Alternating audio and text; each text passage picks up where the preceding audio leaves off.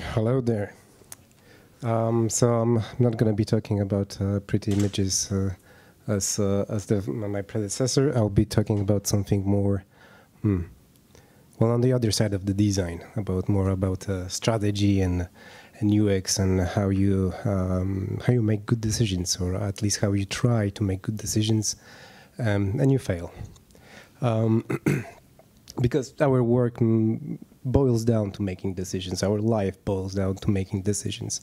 So I'm going to talk about some things that I think are really important when you make decisions, and they're hardwired into your brain to make you fail.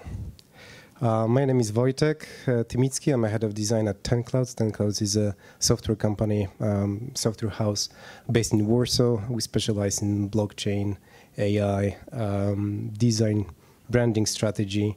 Majorly our clients are end-to-end. We create products, we advise in strategy, execution, delivery, and the full product cycle. Many of us are familiar with this famous illusion, right? We all know that those two lines are exactly the same length. Everyone pretty much saw this one. Although our brain tells us that those lines are different. The upper one is longer and the lower one is shorter. This is our brain being lazy. We just cannot stop and help to perceive them as uneven.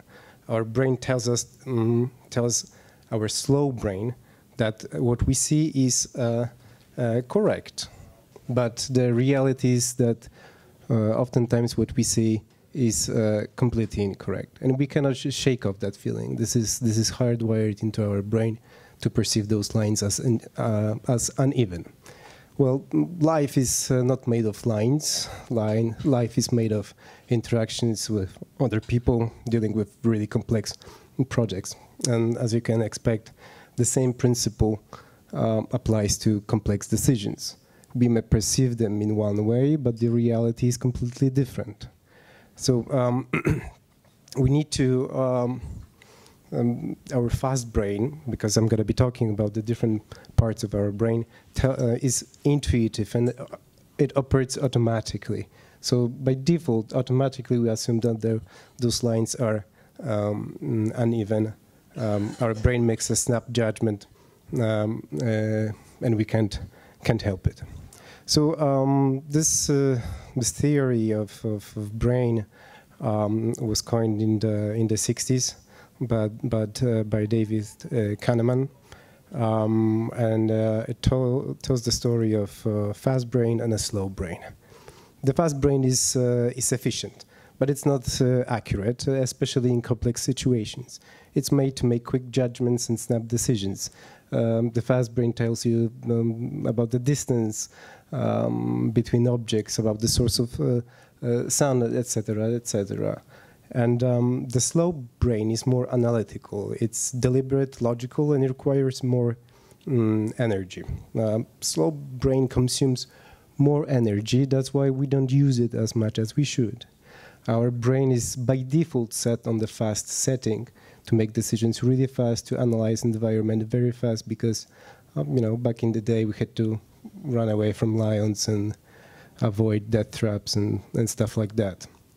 So this is an evolutionary trait that we gained as a species, and this is how we are wired. There's nothing we can do about it. Only one thing we can do about it is to be aware that that's how our brain is made. Interestingly, which might explain some things, that our fast brain becomes more active as we get older. Meaning, when we get older, our cognitive abilities drop, and we use those channels of thought, fast thought, fast associations, and usually as you age, you get more conservative. You tend to accept fast solutions.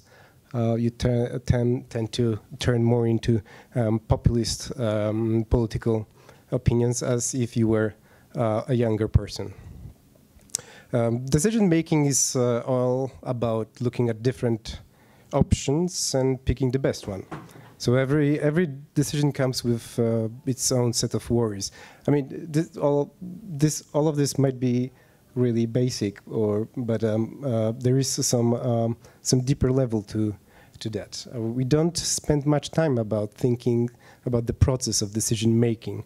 We would go crazy. We cannot like think about every single thing and weigh pros and cons. We need to make fast decisions.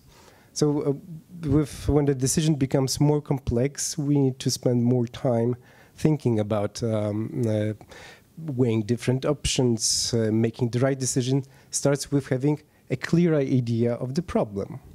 And if you don't have the good understanding of the issue, you're missing important info.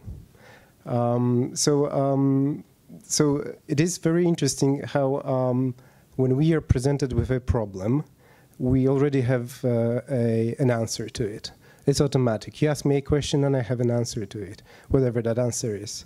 ChatGPT also has an answer, but as we know, it hallucinates a lot. We also hallucinate.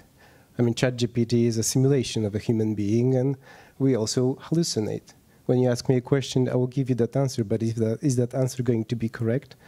Maybe, if I have enough of experience, but most likely it's going to be some kind of fast judgment, some general statement without depth to it, without considering all the options and available information. So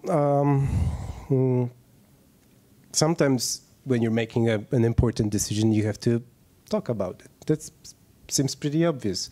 You talk with your partner about a big decision, because once we are talking, we're actually formulating our logical train of thought on how we arrived at a specific decision. And while we're saying our reason behind the decision, we actually weigh all the pros and cons of that decision, all the consequences that this decision comes with. So mainly what I'm going to be talking during this talk are biases. And cognitive biases are mental shortcuts our brain uses. We're relying on rule of thumb to decide what's important, and we ignore the rest. We jump to conclusion and make snap decisions without thinking things through. We often gravitate towards our shared biases, reinforcing our way of thinking. And this can be a major hurdle when we're creating a product. To succeed and to actually think outside of those biases, we have to lower our defenses, we have to set our egos aside and stay open to new ideas. And the first step is learning about cognitive biases. So what I like, there is a book called Scout Mindset. And it's a story about a certain mind frame that you have to apply in order to have a control over your biases. So a true scout observes the environment and is looking for things they don't know. They want to discover new things. They want to understand new things. And they're not afraid of being mistaken. Actually, being mistaken makes you happy because you've learned something that you didn't know in the first place. And that pushes you forward. So informed decisions, they come through a thorough research and a willingness to challenge our own beliefs. Today I'll talk about 4 most important cognitive biases that are influencing our decision process. Throughout my career working in startups and few agencies, I created many different products. I worked with multiple stakeholders, founders, etc. And after some time, you start seeing a pattern that founders and stakeholders come in few different sets. They fall into a few buckets. So those cognitive biases that I'm going to talk about represent the most common issues that hamper the decision process that founders have. The first one is the idea that you should keep going because you already invested so much time and effort and money. And it's a fallacy. We've all been there in some way. On my way here, I was waiting for a bus, and I waited for 5 minutes. and I realized that maybe the bus came earlier, but I decided to stay a little longer, and that turned into 10 minutes and 15 minutes. And at that point, I was thinking, shit, I've already invested so much time waiting for this bus that I'm gonna stay a little bit longer. And I ended up ordering an Uber, thank God. And I wasn't late. For example, a couple of years ago, we worked on this project that had a big idea of transforming the way we do personal asset management. And the client started with a grand ambition, a very large MVP, a big scale of a project. Our recommendation was to scale down the MVP, do kind of more milestone approach, release the product, test it, get feedback, and pivot. The client decided to go into a more feature-packed MVP. Although they did have funding, unfortunately that funding ran out at some point in the project, and the client was left without the product and without the users or clients that could give him important information, especially if his product caught on or failed even. So finding product market fit is more important than achieving your ambition of creating a grand product with an amazing amount of features. So this is one thing to remember when we're thinking about building a product, that it's more important to actually test it rather than focus on polishing meaningless details. It's better to test it if it gets the traction or it doesn't, and learn from that data. The false consensus fallacy, which basically boils down to what I think other think too. You tend to project your own experience as the norm for everyone else. Most founders come up with a startup idea based on their personal experience. They have some insight in a particular industry, or they notice a certain problem that users in a different on a different product have. And their idea of product problem solution fit is the foundation of their venture. They might be right, but they're not the users. And they oftentimes they forget that they are not the users. They are not the people that are actually going to make a decision whether they're going to use this product or not, if they're going to take the risk of switching from one product to another. But they tend to project themselves onto their users and think that they have all the answers to questions about their user problems, which is a fallacy. They don't, and that's why the only way to get out of this fallacy is actually talk to your users, get that feedback, get that product out there, test it, and talk to your community. And just test it, just try it in a real environment. So for each of those fallacies, for each of those biases, I have a small example. And in this one, we were doing an UX audit for a company that has over 60 million of active users. So it's a quite big product. And the client requested to audit the product to see some quick fixes, so low-hanging fruits that would improve their retention and improve their functionality of their product. We did that, so that was an interesting move on the side of the client, to actually get the outside counsel, to get the opinion of an outsider. Of an outsider on their product, and we did that. We spoke with users. We did ethnography, and we tested the product ourselves. And we came with a set of recommendations that were based on the immediate feedback of their users. And although our findings unfortunately were rejected because the founder said that he knows the users better. And he knows what users need. And that might be true, but we're not going to, we don't know that necessarily. The the confirmation bias is, I think, one of the most common biases, and it's the most well-known bias out there. And because as humans, we tend to seek information that confirm our knowledge, that confirm our set of beliefs, and it's perfectly visible in our social media bubble. The algorithm prefers the content that we interact with, and that content only reinforces our status quo, reinforces our notion about the reality. But that basically prevents us from seeing the other half of the world, and the other opinions, the other ideas that might be better than ours, that might challenge us, and that might give us a better set of information to make a well-informed decision.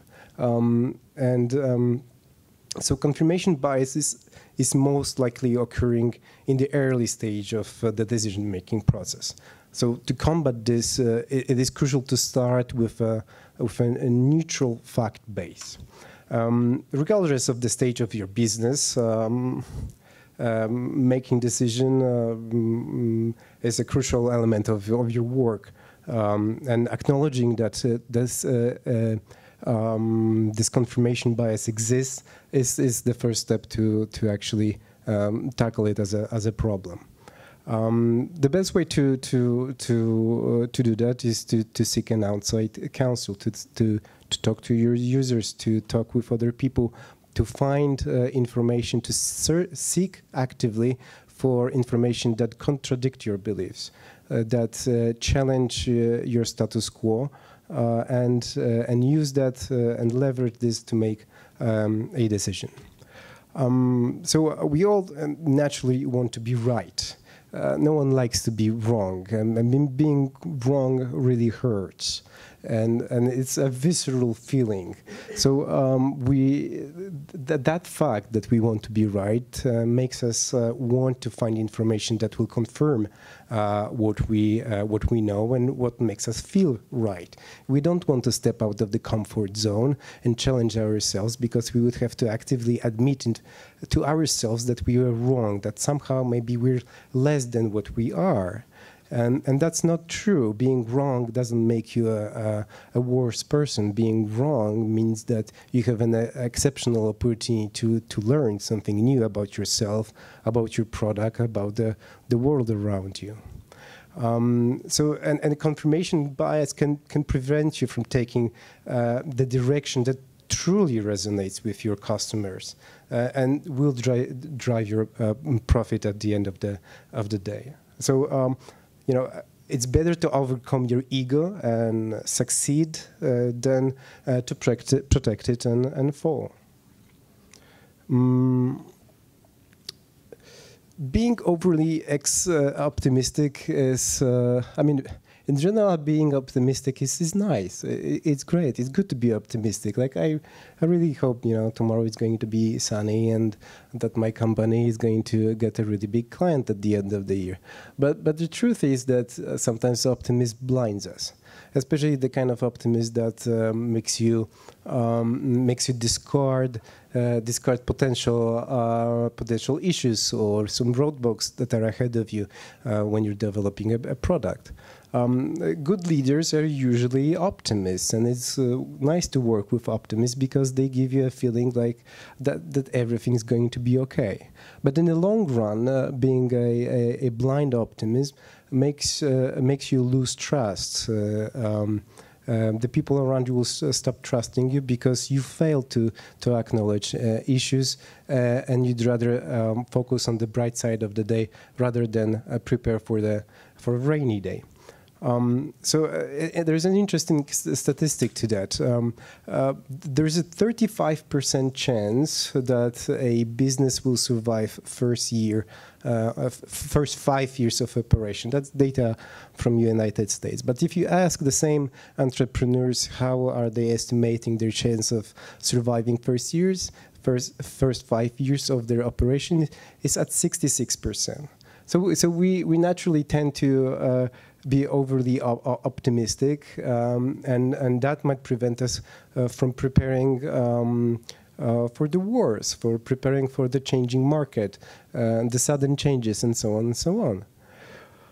there is those two, because those four confirmation biases were the most important, I think. But I also wanted to mention two more, which are my favorite, especially the Dunning-Kruger. Some of you might be familiar with those, but I chose those two because there are nice graphs that you can use to illustrate those biases. So the Dunning-Kruger effect is overconfidence bias, where people with low ability or knowledge in particular area often overestimate their competence. And in startups, this can manifest as founders believing they have all the answers, only to realize too late that they were ill-prepared to challenge ahead. There is a funny story about the Dunning-Kruger effect, because what inspired researchers to research this subject was a story of two bank robbers from Pittsburgh that believed putting a lemon juice on their faces will erase their image from surveillance cameras in the banks. So when they were apprehended after robbing two banks, they were really surprised that it didn't work. I don't want to make things worse, but do you know that this Dunning-Kruger effect is actually getting actively challenged, where it's true or not? Sorry. The Dunning-Kruger effect is currently getting challenged, where it's actually true or not? Yes, I am aware of that. Although that might be a challenge, but I'll give you maybe a different example. As a hiring manager working with plenty of junior interns, they tend to be overly confident in their abilities with zero to no experience. And a lot of you probably experienced that. So there is some anecdotal truth to that. Maybe it will be challenged, but I believe there is some truth in that. I mean, the other cognitive bias or heuristic that can be attached to that is the imposter syndrome, right? So I might have 15 years of experience, but I'm standing here and I'm shitting my pants. Like, I mean, there is going to be a question for the audience, and oh my God, I don't know, I'm a fraud, right? So there is something to that, I do believe. So the second slide is a Gartner hype cycle, and I chose this one because you know it is true, and I've been through a few of those cycles myself. With electrical vehicles, blockchain is one of those as well, AI as well. So with AI, we're probably somewhere at the peak of inflated expectations, and everyone now sees that majority of startups are just ChatGPT wrappers. The same cycle Web3 and blockchain technology is going through, right? So, and actually I have another slide that kind of shows that with the amount of startups that are dwindling through the years. And that's not, the data was collected from 2018, so it's not adjusted to financial crisis.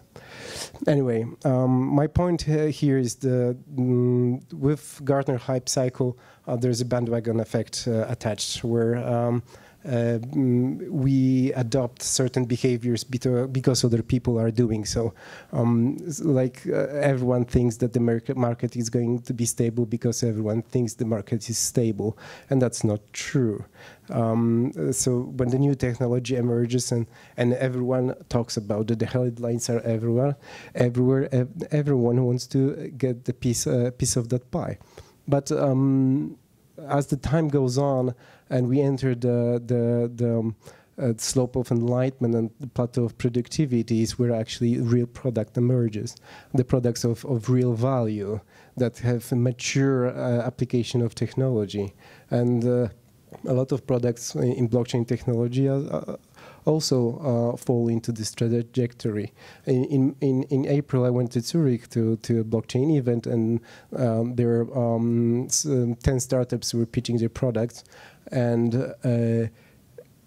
all of them had an application of blockchain technology that has an actual value that can be used to improve people's lives, to use in creating value rather than creating another copy of a wallet which I designed myself a couple of years ago, at least 4 or 5, as we were reaching the peak of inflated expectation.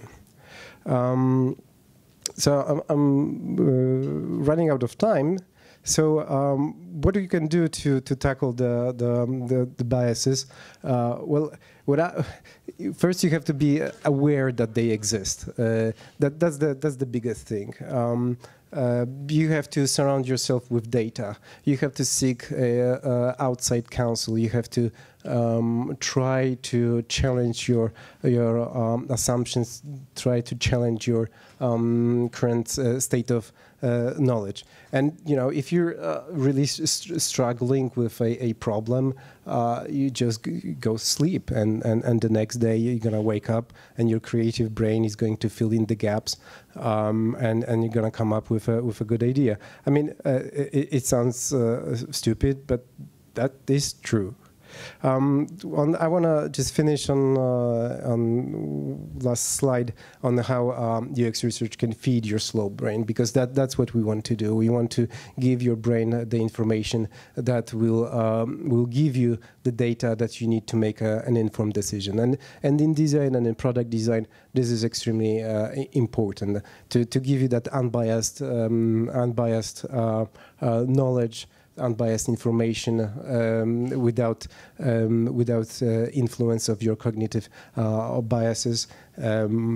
Learn about your product, learn about your users, and arrive at the point where you can make a decision that will ultimately direct your product on a path for a success. Thank you so much.